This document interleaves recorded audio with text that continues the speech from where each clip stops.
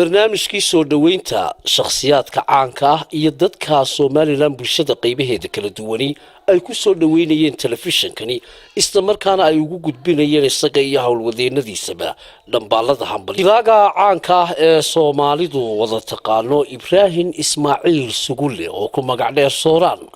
ayaa aan fursad u helay inaan kula kulanno hoteelka Al Hadiya ee ku yaala magaalada Hargeysa waxa uu ka qayb qaadanayaa dhambaalka iyo aragtidiisa ku wajahan sida uu arko telefishinkani Xuriyo TV ee dhawaan soo galay hawada Master Sooraan ku soo dhawow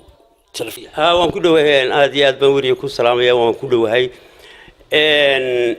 marka hore TV-gan cusub ee bulshada Soomaaliyeed ku soo kordhay ee Xuriyo marka hore aad iyo aad baan ugu hambalyeynaa waana soo dhaweynaynaa waxaanaanu jecelahay inaanu tala bixin ku siino inuu noqdo TVS ay Soomaalidu marka horeba way badnaayeen way jireen TV noqda inuu run sheego TV noqda inuu bulshada wixii xun ka wacyi geliyo inuu noqdo TV wax beena iyo huuha dadkuba way lahaayeen markii hore huuhaadaas way badnaydeen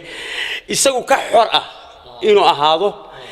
si loo barto TV-ganu inuu yahay uu kaga bedelan yahay TV wax walba iska sheegay inaanu noqon TV-yada Soomaalidu way badan yihiin laakiin bal Xuriyo de Xuriyo magacan baaba cajaayba oo de ha ka xorooba wixii xun wixii sanna bulshadiisa ha soo gudbiyo aad iyo aad baan ugu hambalyeynaa waan u ducaynaynaa soo dhawow baan ku leenahay TV Xuriyo aad iyo aad baan idin salaamaya Sooraan had iyo jeer nin dadku daawada tahay oo ummadda Soomaaliyeed oo dhan ay dhageysato maxaad ugu jeceshahay inaad ka daawato warbaahinta telefishinada had iyo jeer si gaar ah u xisaaso aragtayal macallin anigu waxaan jecelahay inaan ka daawado horta wax wanaagsan oo baan jecelahay ka daawado bulshadana wuxuu kordhinaya wuxuuna ka reebay wax wanaagsan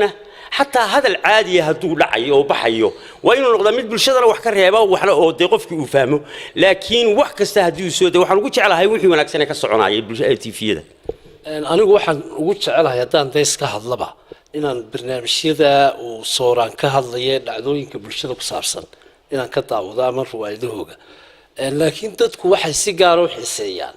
inay hadiyo jeer bal qaar badan bay la qabaa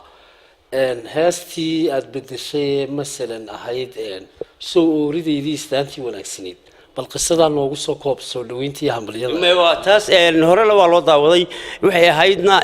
تيفيجن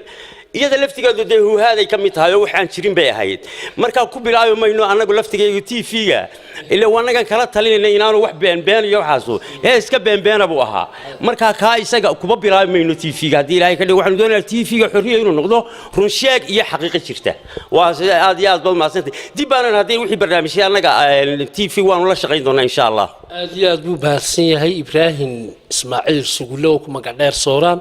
oo ka qayb qaatay dhambaalka iyo hambarida soo dhaweynta telefishinka cusub ee Xuriyo aad iyo aad baan Sooraan ku soo aad iyo aad baan maanta hadeen ku kulanay hoteelkan Hadiya aad iyo aad baan idin soo dhaweynaya iyo hoteelka dhamaan shaqaalaha hoteelka iyo Hadiya hay